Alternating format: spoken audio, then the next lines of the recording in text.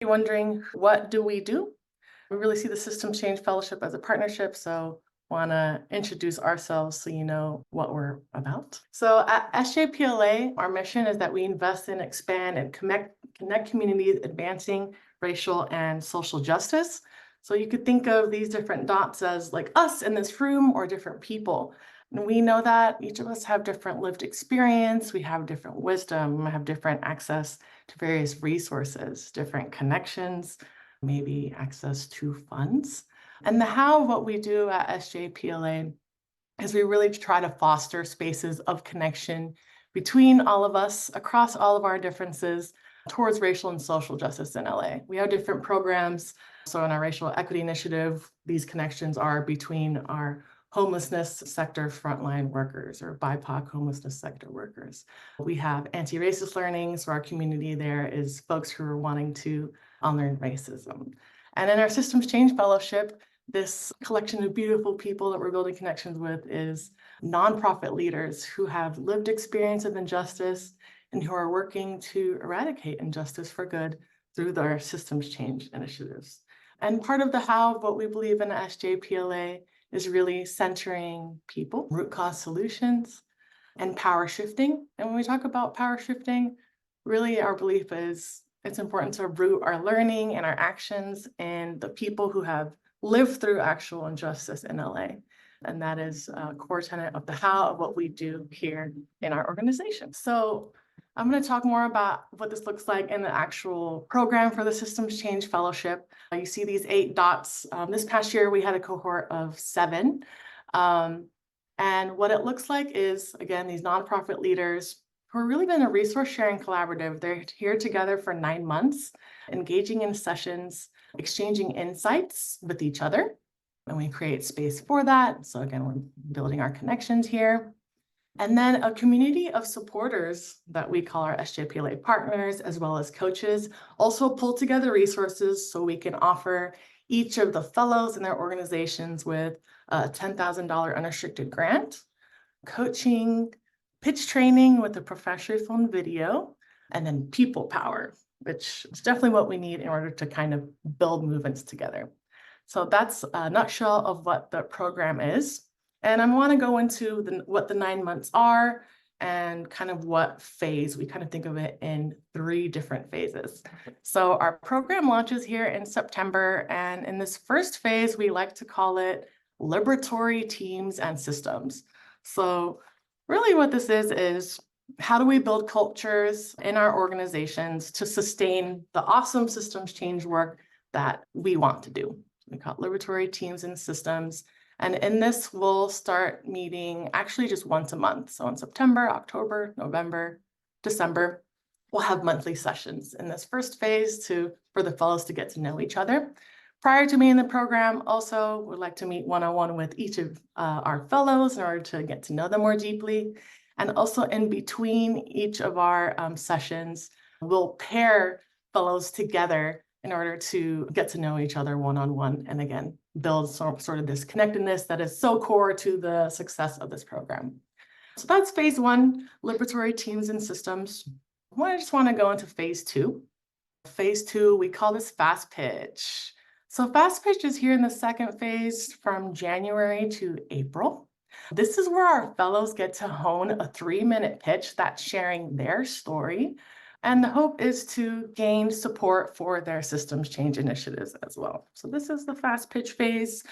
Whereas we meet monthly in this first phase of the liberatory teams and systems, this is kind of where the pace picks up because we're getting the fellows to practice sharing their story. So here the sessions are actually twice a month.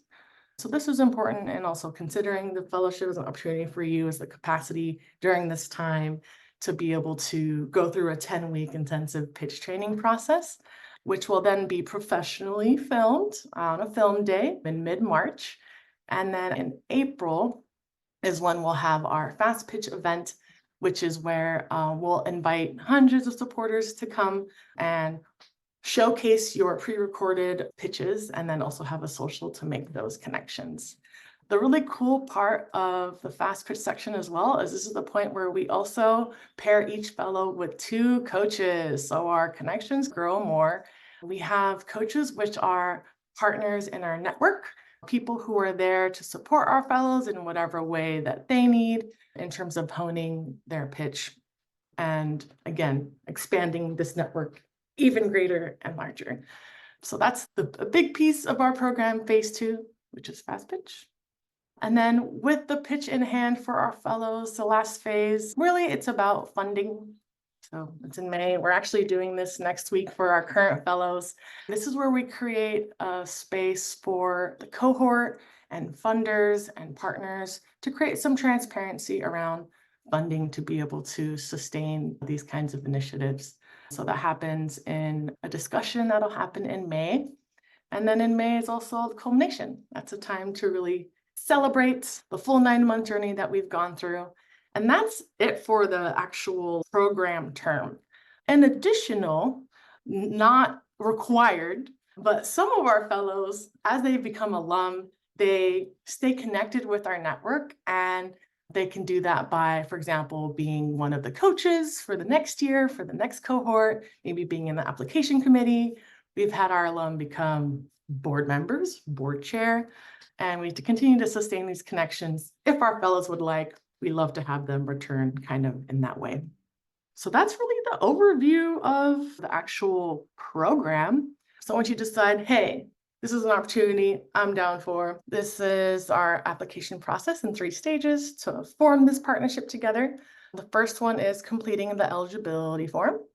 We have a PDF where you can download, but really this is just a piece for us to check to ensure that eligibility criteria are met. Applicants screened in who meet the eligibility requirements are then invited to an applicant workshop, and then offers and invitations will be sent by mid-July. In this applicant workshop, there are 2 date options, and applicants will only need to attend one of them, and it is virtual.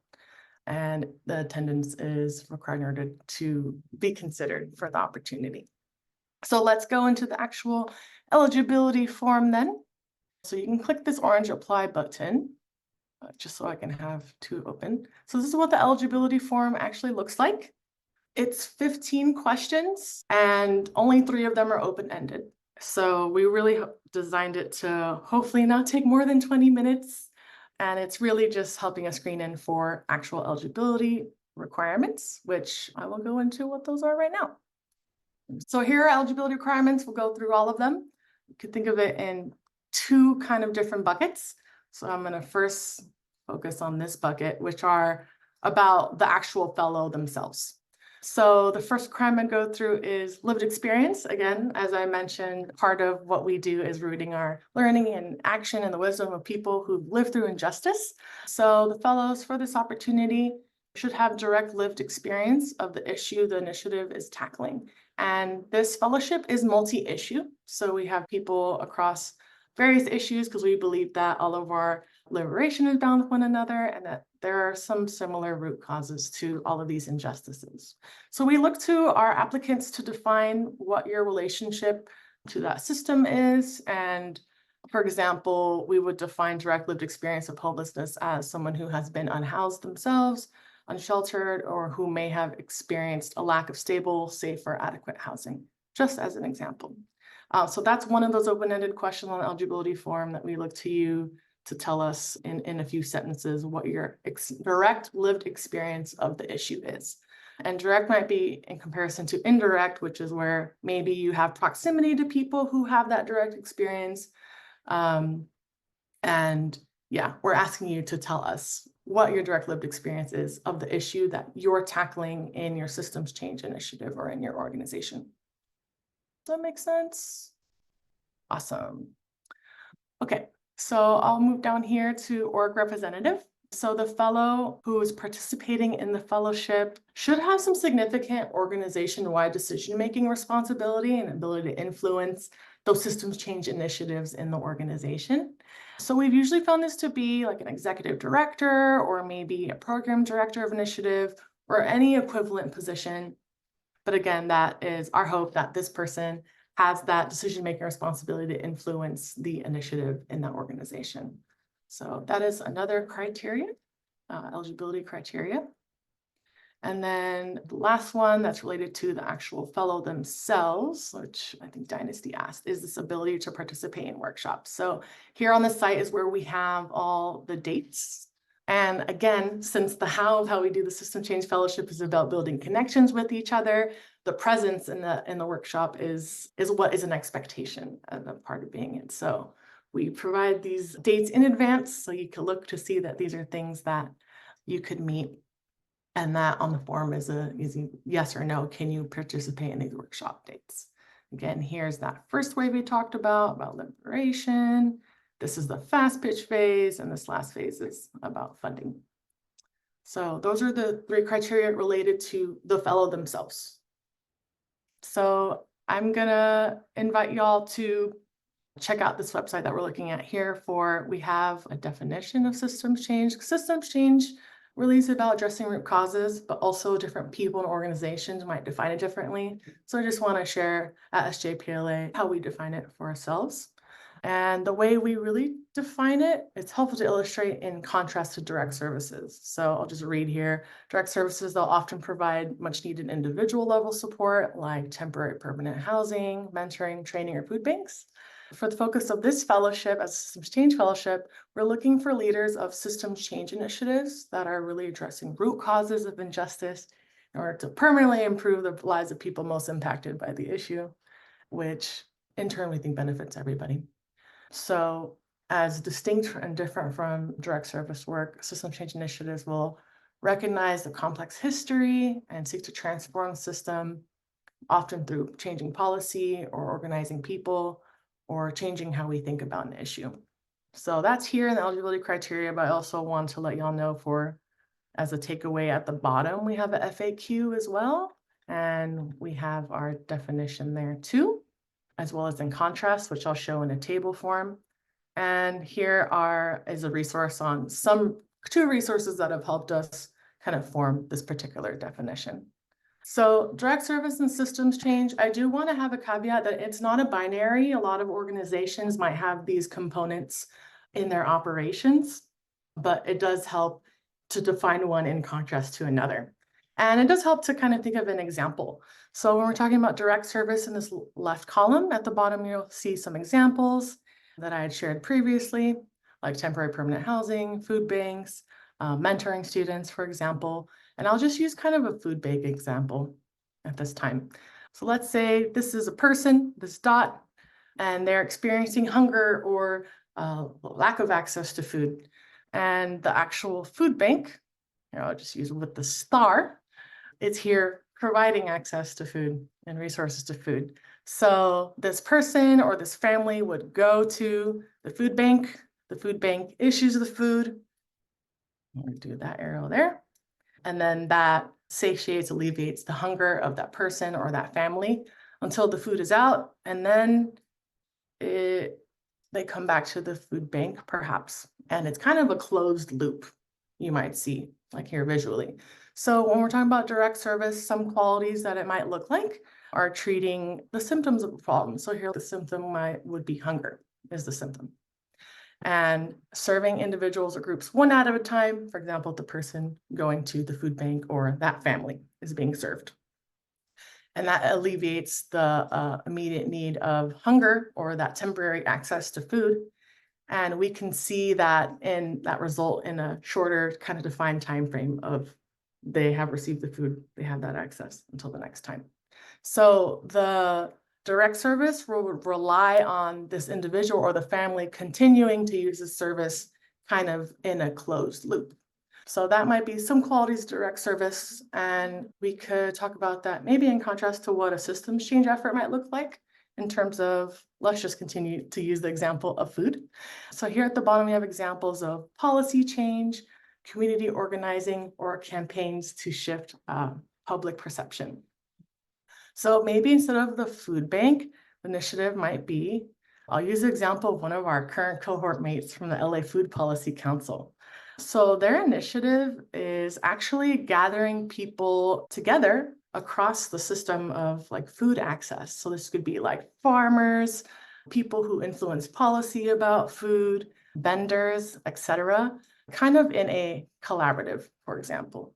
That's what it looks like. So I'll ask you all, for example, in the eligibility form, where it asks you an open question to describe what the work you're engaging in to change your system. What's helpful for me is to think about, like, if I were someone were coming in to look at my program or my initiative, what does it actually look like in practice? So maybe for the LA Food Policy Council, it actually looks like a human interacting with other humans. This might be a farmer, and this might be a policymaker engaging in kind of discussion so that they could influence policy. So if you could describe what it might look like, who it is that you're engaging, and what are the underlying beliefs that kind of are being engaged in that process. So let's just say for the Food Policy Council, for example, when they're engaging with these different people, is this addressing an underlying core cause of the problem? So instead of maybe thinking about hunger, they kind of think of the historical context of, well, why are people hungry? What's contributing to the lack of access to food, and et cetera, and kind of thinking earlier in that pipeline of that issue and of the problem.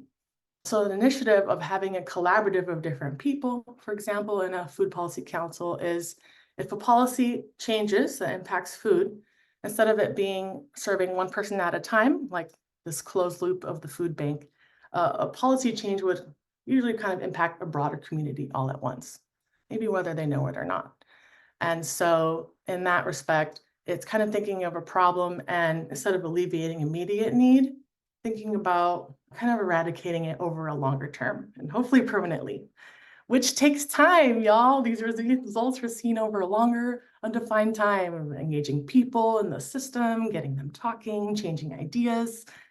And so rather than, for example, this relying on a person to engage in that service or that system to continue the relief, we're trying to create community shifts that cause that service to be unneeded over time. So hopefully over time, the system, the people who are engaging with each other adopt this new belief. And maybe that underlying belief for food is, instead of thinking of food as something, a privilege that people have access to if they have money, maybe they're shifting this idea that food is actually a universal human right that everyone should have access to. And how is that idea kind of being spread? So that's what's helped me in thinking about, again, like system change versus direct service. But all I can share is you know your initiative the best. So if you can just paint the picture for us of what it is, or what are the activities that you're engaging in, then that could be really helpful in the actual process in the eligibility form. And that's where I kind of tend to see most of the questions. So eligibility forms are submitted. They're due May 27th by 11 p.m. You can download the forms ahead of time in a PDF, or, again, it's 15 questions. So we hope it doesn't take much time, as we value your time and your labor. So folks who submit that form by May 27th, the applications are reviewed by a committee of 3 of us. And then folks are invited to an applicant workshop. It's a hands-on virtual workshop. So we hope this is a value add space for applicants to meet each other, as well as some of our awesome SJPLA partners I've talked about who are serving on this application committee. And we'll go through an exercise that's exploring more of the problem that your initiative is seeking to tackle.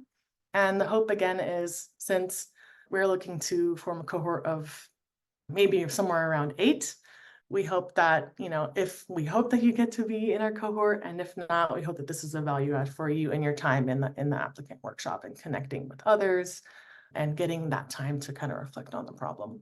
So there are 2 dates, either Thursday, June 13th from 10 to 1, or Monday, June 17th, 11 to 2. To go through that exercise. And we do ask that invited applicants who are screened in from the eligibility form attend at least one of those. And after that workshop, applicants have done kind of their piece. There is a form submitted during the workshop, but then the committee will get together, have hard discussions, and think about who to invite and what candidates to invite to be part of the fellowship. And we hope to have those notifications by July 15th. And that's when our fellows will let us know. Are they down for the partnership, or maybe not, but we hope so. And then the first session is launched in September. So that's the application process. That's the program. Thanks again for your time, for your interest, and hope you have a lovely rest of your day.